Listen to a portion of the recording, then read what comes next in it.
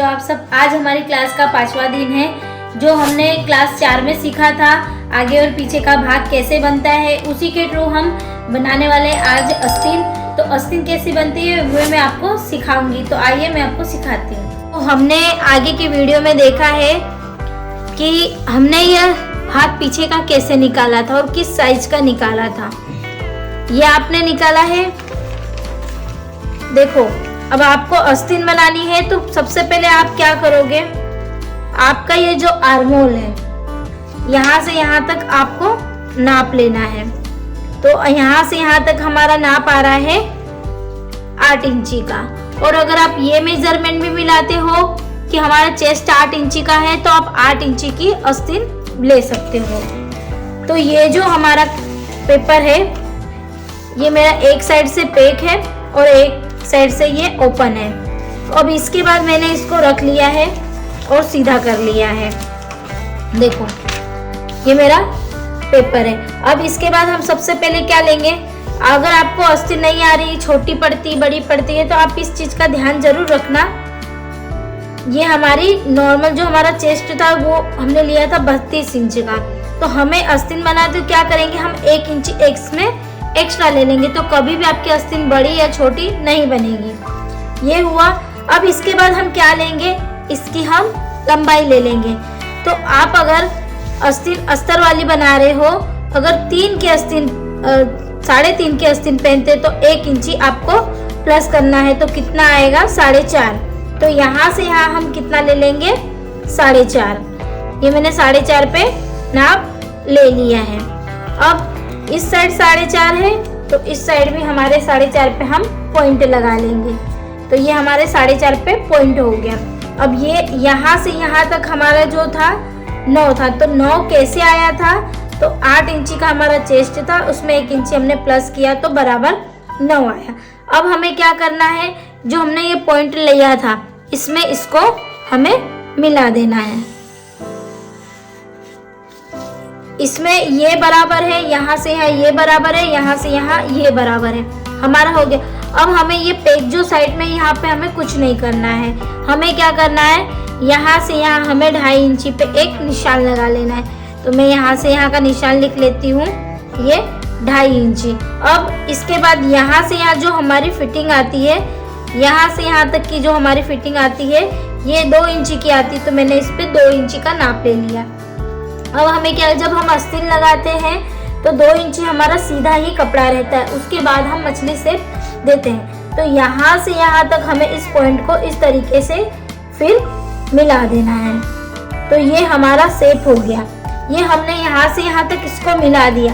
अब इसके बाद हमें क्या करना है, ये जो यहाँ से यहाँ तक का था जो एक पॉइंट और यहाँ से हमारा जो 2 पॉइंट आ रहा था, इसका हमें सेंटर निकाल लेना है। तो ये हमारा सेंटर हो गया। ये जो हमने 0.5 इंची की यहाँ से गैप ली थी, यहाँ से यहाँ तक का इसके बीच का सेंटर था। अब हमें इसको क्या करना है, हल्का सा यहाँ से कर्व देना है और इसमें इसको मिला देना है। फिर हमें क्या करना है, हल्का सा यहाँ से हमको कर्व देना है। तो इससे क्या होगा, ये हमारी पूरी अस्तीन बनके ये रेडी हो गई। इसमें ही हमारा हो गया। अब हम क्या करेंगे, जो नीचे का ये जो बॉटम रहता है इसको हमें क्या करना है, 1.5 इंची माइनस कर देना है और इसमें इसको मिला देना है। तो यहाँ से यहाँ हमारा कितना हो गया, 1.5 इंच हो गया। अब हम कर लेते हैं इसकी कटिंग।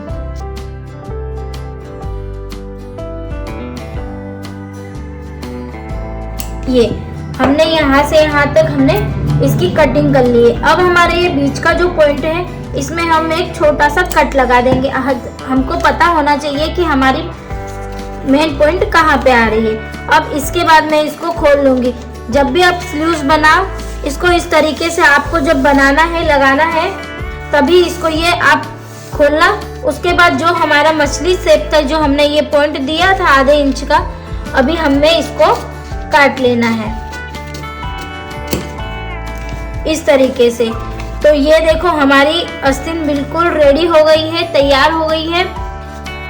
अब आप इसको अगर कपड़े पे काटते हो तो ना आपकी जिस साइज का आपने ब्लाउज बनाया है उसी साइज के आप ये आस्तीन भी बना सकते हो। अगर आप 36 की साइज का लेते हो तो उसकी चौथाई भाग आता है 9, तो 9 में आप 1 इंची प्लस कर देते हो तो आपकी जो ये लंबाई है ये बढ़ जाएगी। तो आपकी आस्तीन कभी भी छोटी नहीं पड़ेगी, कभी भी बड़ी नहीं पड़ेगी।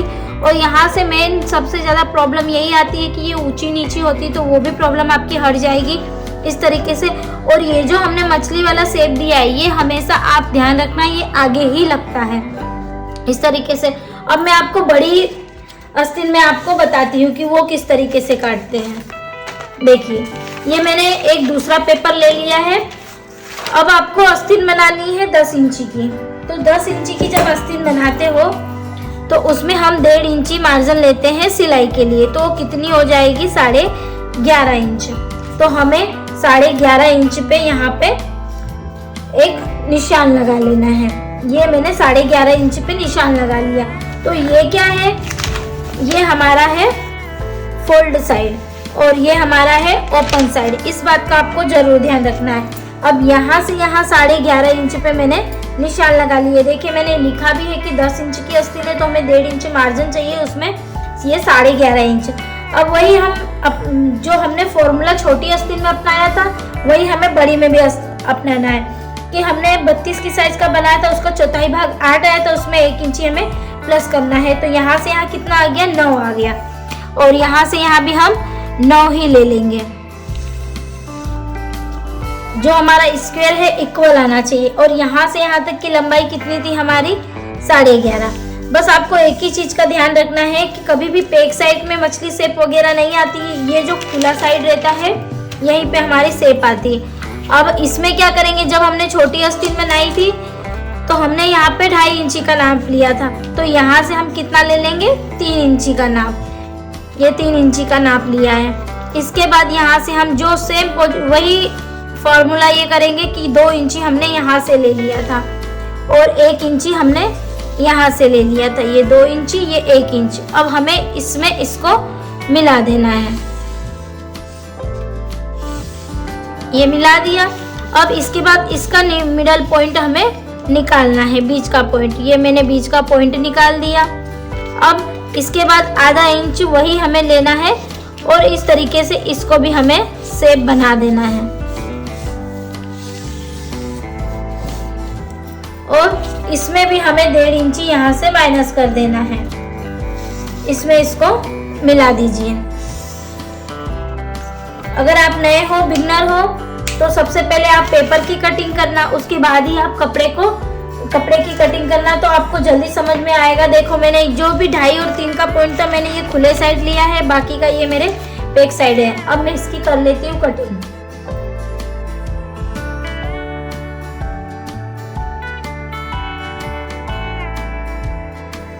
अभी तक हमने 5 क्लास में पूरी ब्लाउज की कटिंग आपको मैंने सिखा दी है कि आस्तीन कैसे बनती है, आगे पीछे का भाग कैसे बनता है।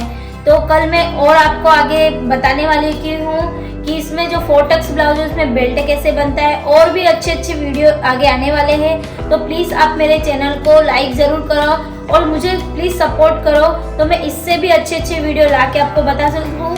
और जो ट्रेंडिंग से हमारे ड्रेसेस चलते हैं उसके भी मैं बीच में वीडियो डालूंगी। तो आप मेरे चैनल को लाइक ज़रूर करना, सब्सक्राइब जरूर करना और वीडियो को हमेशा देखते रहना।